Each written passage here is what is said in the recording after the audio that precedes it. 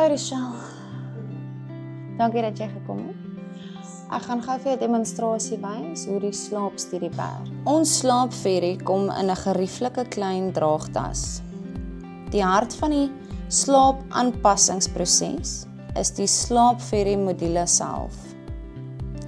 Die slaapferry module het 'n sagte aan- en afknoppie.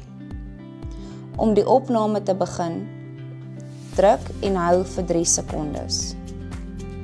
In die oggend, om die opname te stop, druk en hou vir 3 sekondes.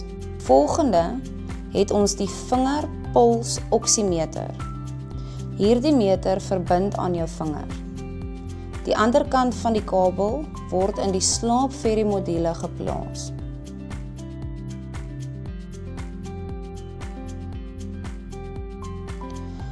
Volgende het ons die neuskanaal. Plaas die kanaal so in jou neusgaat. Draai dit dan om jou ore en maak dit saggies onder jou ken vas.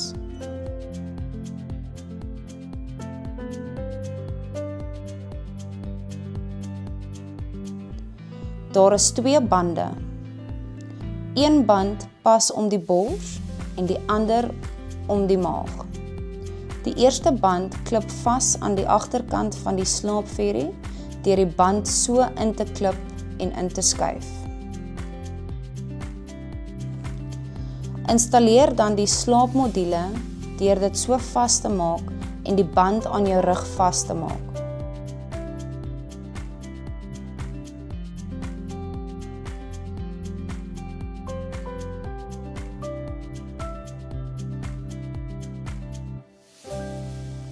Installeer die tweede band so om die maag.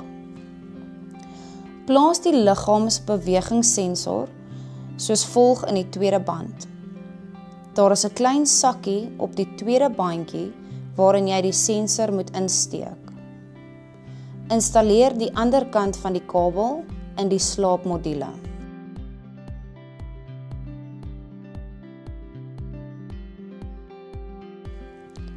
Die slaapmodule sal verskeie parameters wys. Dit beteken jy is gereed om te gaan slaap.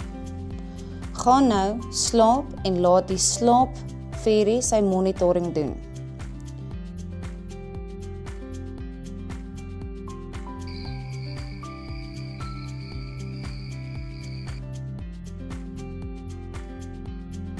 Wanneer jy die volgende oggend wakker word, maak die bandjies los en gooi die neuskanaal weg.